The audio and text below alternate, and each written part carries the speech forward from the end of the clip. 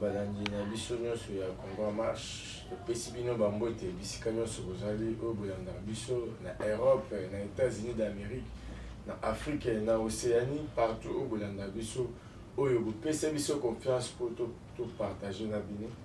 Eza oyo ya bino président Yvo Mukonga moko ya baparlementaire debout communicateur ya UDPS Fachi Beton. Soki tokutani na biso koyeba mboka na biso touti wapi tokomi wapi tozokende wapi. Lelo tokodécortiquer ba sujet ebele oyo ezoleka na kati ya mboka tokomeka kosolola yango kokende yango à large beta masolo nyonso ndenge ezoleka. Tokobeta lisolo ya oyo tozobenga ba réplique ya Patrice Emery Lumumba bomonaki premier ministre ya biso Sama Lukonde sur l'impulsion ya mokonzi ya mboka Fachi Beton akendaki na Belgique accompagné na ministre ya communication mpona kokende kozwa oyo bazobenga lino ya mwana mboka Patrice Emery Lumumba oyo moko ya bahéros national bato oyo bapesaki bomoi na bango mpona kobundela mboka mpona korasio tozobenga indépendance. Tokobeta lisolo susu etali mboka na biso awa na République démocratique du Congo na makambo etalaki sommet oyo esalamaki na Kenya oyo ezalaki participation ya 7 présidents oyo baza bamembre ya structure. Tokobeta lisolo ya usine ya raffinage oyo etiami na Bukavu na Goma précisément mpona makambo etali raffinage ya or. Tokobeta lisolo wana tokobeta sur lisolo ya oyo tozobenga roi oyo tozobenga prince ya Grande-Bretagne oyo tikokita ya Kigali na Kigali prince ya Grande-Bretagne aye kosala nini ozobosana mwana mboka ke ezalaki prévu ke bamigrant baexilé oyo balingi bauta na Grande-Bretagne baya na Kigali mpona koya kovanda kuna bato basengaki bavisa na bango na niveau ya Grande-Bretagne abandi localize bango po baya na Kigali yebaki nsima wana ezalaki na carte moko caché yango bomoni prince ya oyo tozobenga Grande-Bretagne ntango tozobeta na bino masolo awa akiti na mboka oyo tozobenga Kigali basalaki tete à tete na oyo tozobenga na Paul Kagame. Tokobeta lisusu masolo oyo ezoleka na kati ya mboka oyo etali lelo akituma ya mwana mboka Vital Kamerhe oyo justice euti koakite ye balandi na biso nyonso bisika bozali tokosengaka bino faut bosabone massivement na chaîne na bino soki bozala mposa bozala informé à temps réel soki bozala mposa kozwa information ndenge ezosengela faut bosabone massivement na chaîne na bino Congo en Marche. Je pense tokodévelopper makambo ebele ya oloba tokokota na mozindo ya makambo nyonso tomeka koexplike bino balandi na biso bisika nyonso bozali oyo bopesi biso confiance mpo toinforme bino. Bareplique ya mwana mboka Patrice Emery Lumumba bomonaki premier ministre oyo tozobenga Sama Lukonde kosala mobembo accompagné azalaki na délégation ya plus de 3 ministres na baservice mosusu oyo bakendaki na Bruxelles mpona kozwa baparti ya mwana mboka Patrice Emery Lumumba.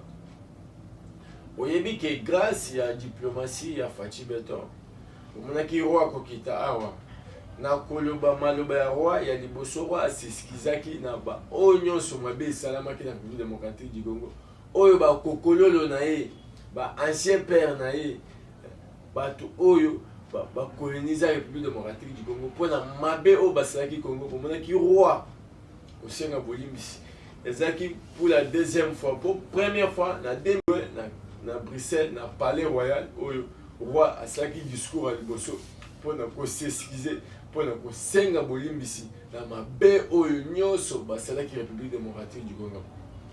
Roi asukaki wana te akitaki suna Congo sur l'invitation ya Fachi Beton oyo alakisaki ouverture ya diplomatie ayaki na République démocratique du Congo mpona koya koréactive tozobenga barelation diplomatique na biso kokita ya roi bomonaki bino nyonso ne makambo ndenge elekaki roi atambolaki ye moko to azalaki na délégation mobimba ya gouvernement na ye premier ministre na ye azalaki wana accompagné na reine na ye ya Belgique. Oyokaki maloba ya roi ndenge alobaki ezalaki na miso ya bato nyonso na koya kozongisa moko ya statut ya monene oyo ekendaki na kati ya Belgique oyo ekendaki depuis kala on va comprendre que il faut République démocratique du Congo eza pays indépendant, il faut tozongisa na ye oyo eza bozwi na ye, tozongisa na ye oyo eza mabele na ye ya bakoko oyo bazobenga ba richesse culturelle, il faut tozongisa yango. Bomonaki papa kokita na Faci Beton na tozobenga na musée na biso mpona koremettre ye moko ya statut ya monene oyo ekenda sango na République démocratique du Congo. Kaki yango omonaki mana na mboka oyo tozobenga Sama Lukonde okezwa oyo tozobenga baréplique okita yango destination ezalaki na Sankuru ntango tozobeta masolo oyebaki bazo-organize ba-hommage moko digne ya mwana mboka oyo tozobenga Patrice Emery Lumumba, moko ya bato oyo bapesa vi na bango mpona indépendance ya République démocratique du Congo. Azalaki moto ya liboso ya kotelemela mindele mpona oyo tozobenga esclavagisme oyo mindele bando osala mpona torture oyo peuple ya Zaïrois à ce temps-là babandaki kosubir. Alors Patrice Emery Lumumba apesaki bomoi na ye azalaki déterminé mpo lelo Congo tokoma République démocratique du Congo oyo ekomi indépendance, ezalaki grâce ya moto wana. Alors Faci Beton en tant qu'un démocrate, en tant que mwana mboka alingaki kotika likambo wana na persiste, alingaki kotika il faut to rendre hommage à bato oyo balite avant biso, il faut to reconnaître combat ya bato oyo balite avant biso, toyeba ko rendre bango ba hommage oyo eza digne mpona bango mpo epesa bango esengo mpo baza ba icône, baza bato oyo bapesa vi na bango na makambo etali République démocratique du Congo. Eza bato oyo bazalaki déterminé mpona kosilisa oyo ya esclavagisme na colonisation ezalaki bandusama na ntan wana.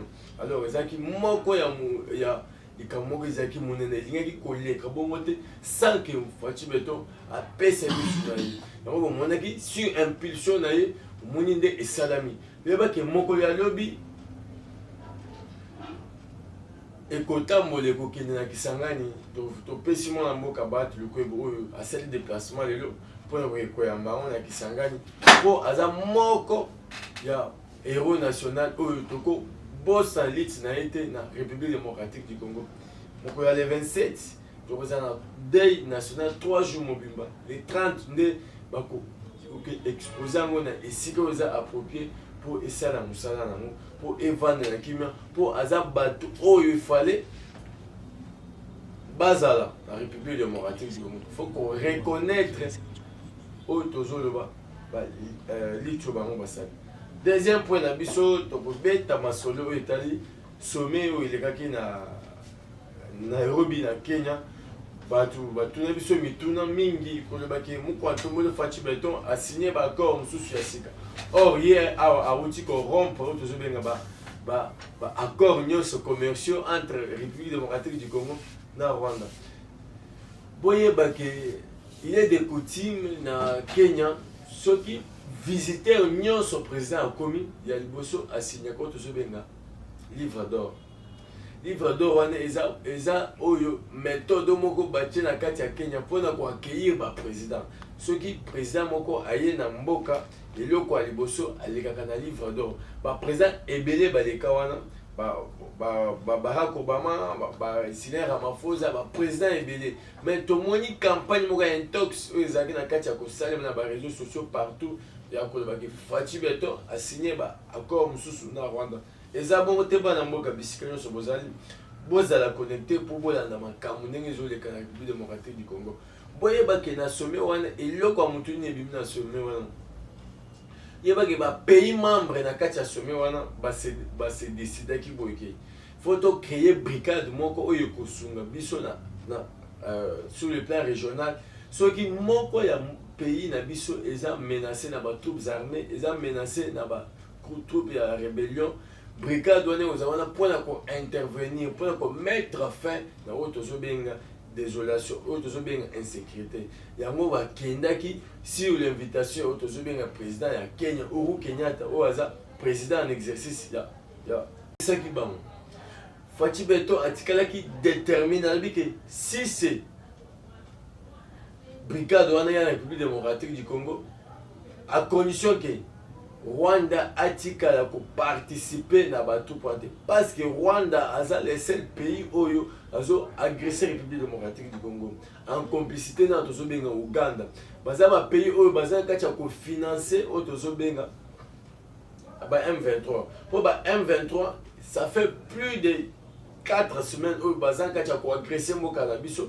Bo mona ki ndenge ba kitaki ba sese ko tozo benga bunagana. Na vigilance ya oyo tozobenga FARDC na biso oyo tosengaka bino faut bo soutenir FARDC na biso bisika nyonso kozali na poto faut bozala déterminé mpona kosoutenir FARDC oyo azosala mosala malamu mpona kodéfendre mboka na biso mpona kodéfendre territoire national monaki yango fati atikalaki street ya koyeba boye soki ke bakoya na République démocratique du Congo à condition ke batroupe rwandais participer na eloko wana te bato pour année participer na mission wana te na République démocratique du Congo ndenge makambo elobamaki ezalaki campagne moko ya intox mpona kolatisa yango mokonzi ya mboka Faci Beton koyebaki tala Faci Beton auti kosigner baaccord mosusu or Faci Beton atikali koloba boye la conseil des ministres annonçaki koloba boye toko bungisa Rwanda militairement Rwanda Rwanda diplomatiquement parce que bozo posana que Rwanda est un pays à mouké mais un pays où ils ont sécurisé ma casse ils ont pays où ils ont appuyé ma casse sur le plan international sur le plan il y a la communauté internationale vous voyez que pays où bazar minoritaire dans le monde entier charte des Nations Unies est protégée à Bango donc Fati a salé maïle asali intelligence pour ceux qui tolingi tokende na ndenge ya agression directe yebaki pays wana bakokotela république bakokotela Rwanda quel que soit mabe oyo République démocratique du Congo ausala bango bakomona mabe wana te bakomona kaka agression oyo République démocratique du Congo ako répliquer contre Rwanda yango moni Fati a opté autour plan diplomatique bolandaki mwana mboka oyo tozobenga pratiquement ya oyo tozopesa mota en salaire en passant oyo alobaki likambo etalaki expulsion ya Vincent Karega oyo aza moko ya baambassadeur ya Rwanda na République démocratique du Congo azaki clair na maloba na ye yakoba ndenge toza na table ya négociation mais eza exclu te ke peuple congolais aza marre ya oyo tozobenga agression ya Rwanda po Rwanda aza na problème na République démocratique du Congo te mais gouvernement ya otozobenga Paul Kagame o azan kacha ko mettre désolation azan kacha ko mettre otozobenga insécurité na mboka na biso pour ni azo mettre insécurité na mboka na biso au moins République démocratique du Congo c'est toute la première fois sur l'impulsion de Mokozamoka Faci Beton batia usine à raffinage ya or Rwanda na kati ya Kigali azo exploiter or na or oyo ye azo raffiner wana na sol na ye azara na or te or wana euta na République démocratique du Congo ndenge est-ce que République démocratique du Congo va installer officiellement bokomona bilili officiellement autozobenga usine à raffinage à or et moni Rwanda Kagame la personne de Kagame aza agité makasi pour comprendre que ndenge usine à raffinage ya pour raffiner or et continue na Goma eza pona biso Rwanda moyen toko de sous la République démocratique du Congo pour toya koiba pour toya koboma peuple congolais pour toyiba otozobenga richesse na bango pour et permettre biso tout épanouir aux ressources ya moni guerre oyo Kagame asana contre République démocratique du Congo eza pona usine à raffinage oyo o Faci Beton a bisaki batu tout communauté internationale ayebisaki ba pays membre ya Union africaine ayebisaki Union européenne ayebisaki bango nyonso ke si vous avez besoin de venir investir en République démocratique du Congo venez d'une manière officiellement en respectant ce qu'on appelle l'opération gagnant-gagnant parce que ceux qui boyent dans mboka la biso République démocratique du Congo boye ko investir yeba ke RDC a ko free bino auto so benga opesi bino ba privilège moko ko permettre bino ke musalo boye ko sana mboka ekende liboso en respectant to so benga gagnant or batona ba mesani bongo te baza habitué koya koboma koya kobebisa koyiba ka biso minéraux or Fati attaque de père de mère attaque mwana mboka oyo azana bolingo ya Congo makasi auto senga kabino bisikina sur il faut beau soutenir et bien que République démocratique du Congo a eu chance ya kozwa président oyaza premièrement aza chrétien ya mibali aza de père de mère pour s'enfonter dans babitumba il faut ozana auto benga sans ya patriotisme senga kabino faut beau soutenir Fachi Beton beau soutenir ba détermination azana pour Fachi moko le baki tant ayebisaki bato kitoko na kokende kosinstalle na Goma bato bakomprenaki te ezalaki mpo nini aujourd'hui tozobenga richesse ya makasi oyo pour le moment na monde entier bazoluka yango mingi mais barichesse wana tozokuta yango na République démocratique du Congo précisément na Goma na biso yango omonaki guerre oyo eza na kati ya kobundama ezobundama sur deux plans eza plan premièrement eza plan diplomatique oyo communauté internationale ou aza complice na makambo ezoleka na République démocratique du Congo ya kofinancer ba troupes armées ya kokondamner pour bomonaki te po tozobenga communauté internationale kokondamner d'une manière officiellement kokondamner agression rwandais balingaki République démocratique du Congo akoyi na bapiège oyo bango babandeki kobongisa tant République démocratique du Congo a pris la piège qui a attaqué d'une manière officiellement Rwanda pour intervenir place. Or, féliciter aux intelligences à Fachi Beton et à Kokende d'une manière progressivement. Fachi Alobaki, République démocratique du Congo, Azan Nyos au Kamana, monde entier. Alors, tu sais que bino bato besoin poser minerai na biso. Boya d'une manière officielle, boya kozwa minerai na biso, bozui 50% na bino, biso peut toujours 50% na biso. Or, bango balingaki bongo te. Balingaki kaka koya koboma, koya ko bebisa biloko na biso, kozwa d'une manière, kozwa ngo par force. Nzambe muto ebaki poni apesaki biso minerai wana. Malgré bino bosa na mona posa mais peuple congolais pe aza posa revenu na aza posa azona o etali minerai wana. Alors comment ça fait-il bino bolingo bo s'accaparer na nyonso to kobe etali solo ya o etali visite officielle o tomoni prince ya Grande-Bretagne kokite na Kigali na koyebisa yo ke kokita ya prince ya Kigali na prince ya Grande-Bretagne na Kigali eza na ba agenda ebele caché.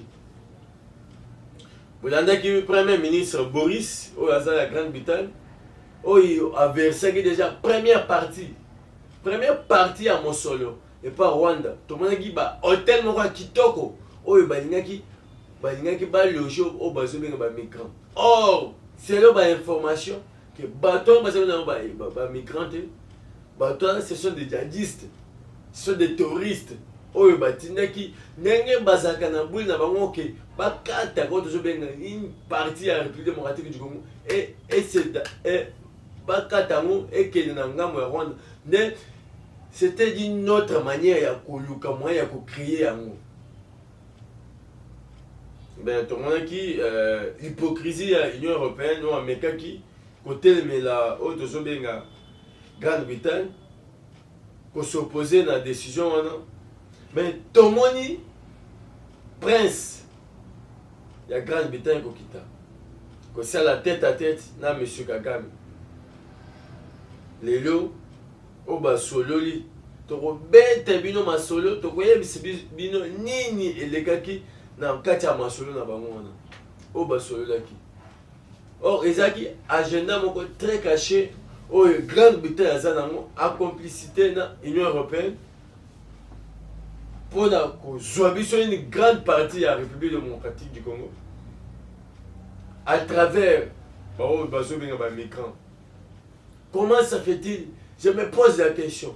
Comment ça fait-il mutu akei na Grande-Bretagne akei ko senga visa mais mutu wana akei ko senga akota mabele na bino bino bozo boy akota kona bozo bate olio kota tozo localiser yo okende na mboka songoli. Alors je me pose la question, ceux qui boitons bazar africain que mutu uti Afrique akei na Europe na Grande-Bretagne bozu bozongisi na Kigali est-ce que eloko wana ezoyokana ezokana vraiment yango nayebi soki bino bana mboka il faut bozala vigilant.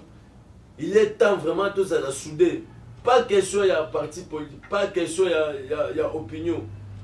Biso nyonso tozala eloko moko mpona kodéfendre oyo tozobenga République démocratique du Congo. Nous avons qu'un seul pays. Toza kaka na mabele oyo bakoko batikela biso. On ne peut pas céder na makambo oyo bango babande kobongisa po bakata biso une grande partie ya mboka.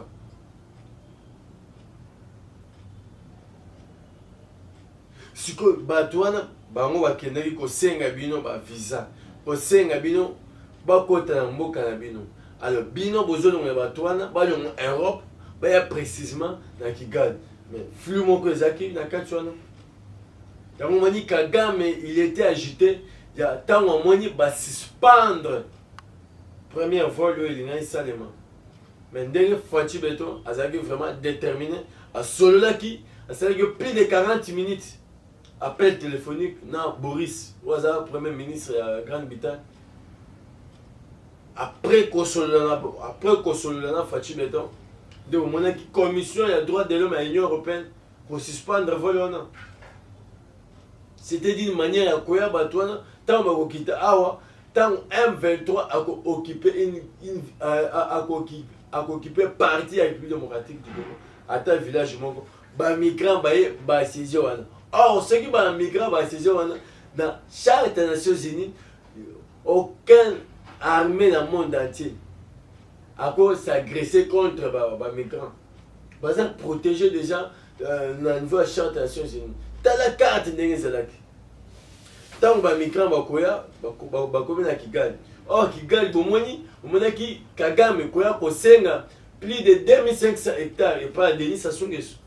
Mais il y a une place pour France. Ndenge ozo accepter offre pour batwana baya. Or na boule na bango c'est ceux qui batwana baye bakofanda na otozo benga na Kigali bakoya ozo place bakoya ozo occupation na République démocratique du Congo. Tant bakozo occupation, tant FARDC na biso na mapinga na biso au tellement pour la agresser bango communauté internationale, la charte des Nations Unies au tellement la bango vous ne pouvez pas jamais s'attaquer à les migrants. Yango bomoni prince la Grande-Bretagne kokita ezaki ka pona makambo wana bomona ndenge bato wana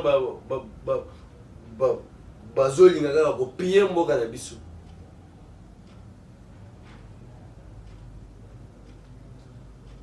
Tokobeta lisolo ya akitima ya mwana mboka oyo bazobenga nani Vital Kamerhe verdict yotuki kobima lelo balandi na biso nyonso bolandaki yango ndenge justice euti koakite ye. Tozorendre bahommage pa juge oyo apesi bomoi na ye oyo tozobenga héros national oyo amipesaki oyo tomonaki procès moko en public esalemaki. Eloko tokosenga kaka appareil judiciaire faut etambola malamu parce que état de droit ebandaka nde na appareil judiciaire de magistrat oyo baza sincère oyo baprêta serment mpona koservir mboka.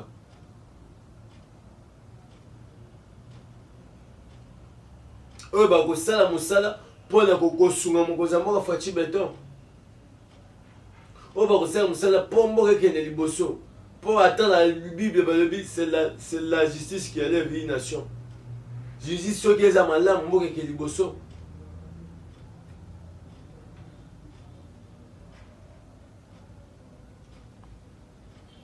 Bolandaki bamesure oyo mwana mboka asili ozwaki ko un public. Je pense eza makambo moko ba révélation moko oyo tobimisa awa oyo kosala bino pasi makasi. Yoke ba représentant ya ba troupes armées nyonso wana bazaki awa na Kinshasa. Oyo ba pour koya kosala ba réunion na bango stratégique. Pour koluka moya ya ko déstabiliser le pouvoir à Fachi à l'interne, au niveau de Kinshasa déjà.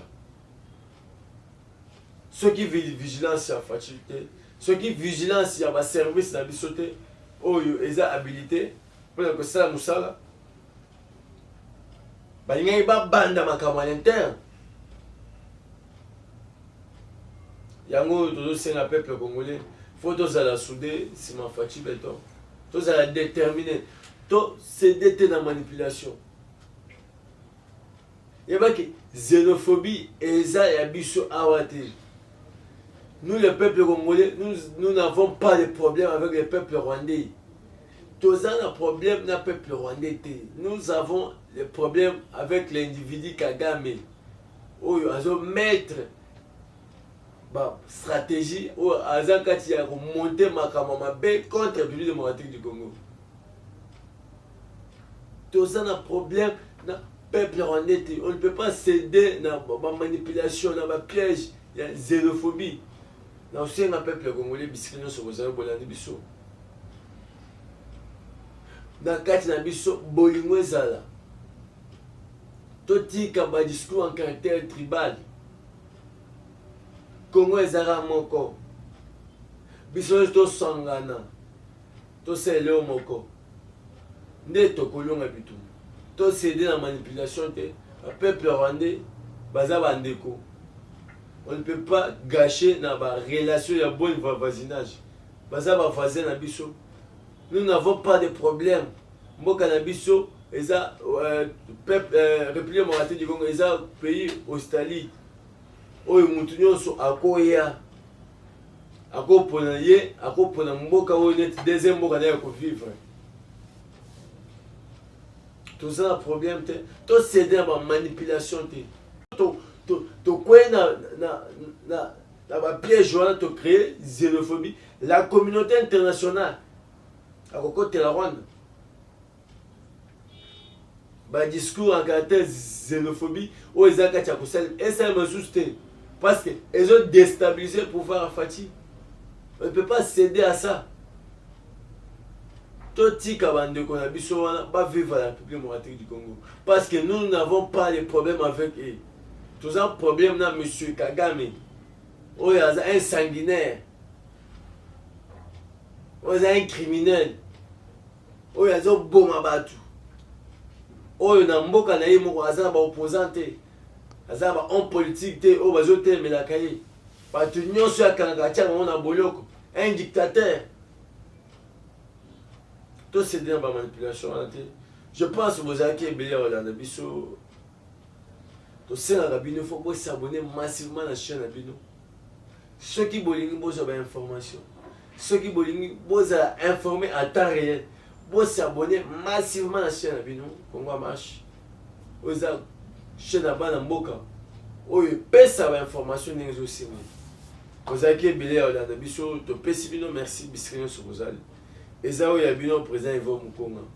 Je pense ceux qui bolingi bozongai bokozonga na plus 243 85 431 1458 plus 243 85 431 1458. Merci bana mboka biskenyo sozali na kosenga bino biskenyo sozali to cultiver bolingo na kati na biso tozala ini mpona kolonga bitumba oyo tozala nango. Et bien que mboka oyo tozala ngo eza République démocratique du Congo mboka mosusu eza te mboka mettre fin na oyo tozobenga agression totelema pour guerre. Il faut essayer la République démocratique du Congo ndenge Faci Beto alakisi bolingo ndenge Faci Beto aza déterminé en tant que mwana mboka mpona kosilisa guerre. Il faut to soutenir pour guerre esila pour soki guerre esili mboka ekoki madame. Or guerre ezongisaka mboka nsima. Insécurité et donc ça m'a rassimé. Oh, il faut tous les ciment Faci Beto, tous les déterminés pour te gagner les gosses. La pessimino bambote, donc coutant le sous pour te sur la marabout et maramboka.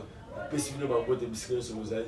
Donc aussi c'était 100% d'après sa mère dans l'aïe, mbote, maman sienne, bisika zali, oyalanda biso mingi, pession mbote biscuit aux alliés, pessi batunyo sur moto balinga biso. Ciao.